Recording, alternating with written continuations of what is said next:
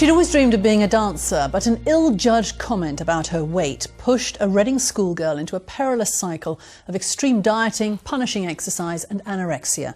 At her lowest ebb, Margarita would only get out of bed to check her weight on the bathroom scales.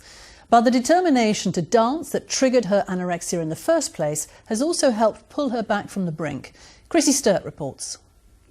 5 years ago, a ballet teacher told Margarita she had thunder thighs and the wrong body shape for a career in ballet. Devastating words for a 13-year-old who lived to dance. Because I was so vulnerable at the time, I took it really to heart.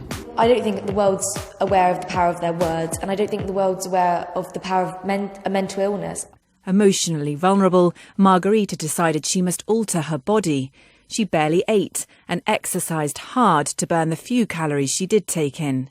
I had a lot of determination, and I've always had determination since I was born, I think, which also makes you vulnerable. And a lot of anorexics are really determined, and because they have that determination, they're vulnerable because they push to extremes. She put on just enough weight to get a place at a Birmingham dance school, but once there, slipped back into not eating again and fell desperately ill. Latest research shows a clear link between dancers and eating disorders. In one study, 75% of dancers questioned felt that they had been criticised for their body and their weight. In general, dancers have a 3 times higher risk of developing an eating disorder compared to other athletes, especially anorexia. And researchers think that around 16% of professional ballet dancers do have an eating disorder in some form. Rosie is proof that you can dance at the highest levels and still enjoy food.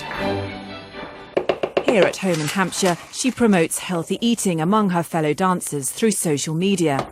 It's filled with everything: carbohydrates, protein, good fats. For me, it's more about feeling healthy. When I give my body the right foods, I feel happy. And I mean, it's hard in our industry because every day we're in minimal clothes in studios, with mirrors everywhere. So we do have to look at ourselves, and everyone compares with each other. And it's just, that's the way it is. Much progress has been made in recent years to promote healthy eating in the ballet world. Most of the top companies have healthy eating policies in place and use nutritionists to help their dancers. There I was, unable to move, but yet the biggest priority in my life was getting to those scales and seeing how much I weighed. And that's what got me out of bed. It wasn't anything else, which was totally wrong. Now healthy and strong, Margarita is back dancing in Reading and on track to achieve her goal of becoming a dancer. In a way, dancing did trigger a lot of things about myself that I didn't like. But it's also the reason I've wanted to get better, because I love dancing and I need to be healthy to dance.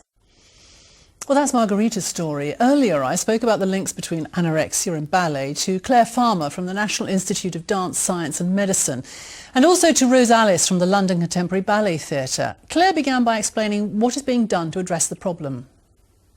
Well, since 1990, One Dance UK has been providing health talks in schools to student dancers, to teachers, and working with teaching organisations to provide information on all sorts of aspects of dancers' health, including eating disorders, but also looking at nutrition, fitness, and what dancers need to be able to perform their class and the choreography that they're asked to do. Let me bring Rose in, because you're a dancer, Rose. You have admitted to having eating disorders yourself.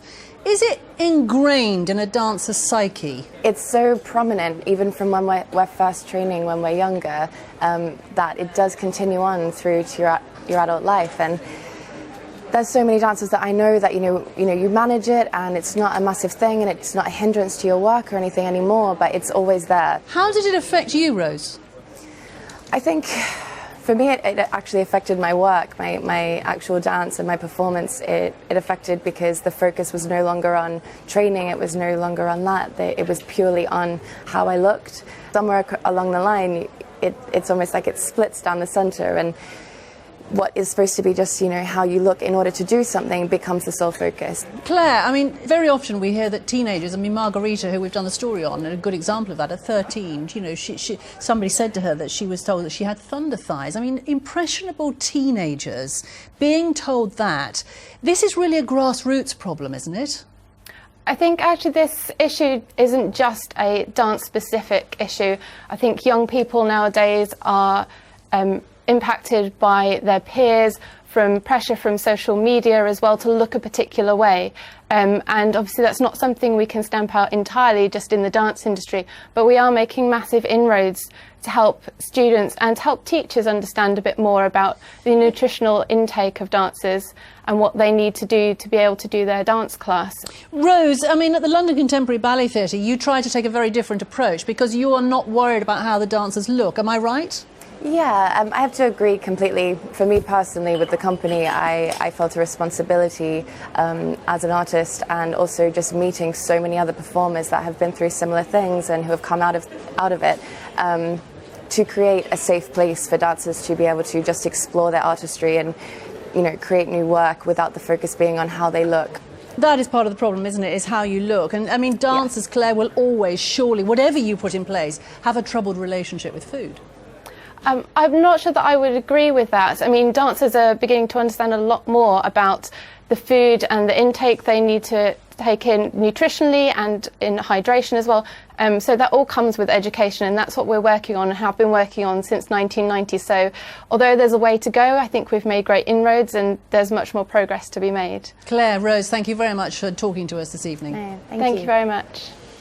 And there's more information on this issue and charities who can help on our Facebook page.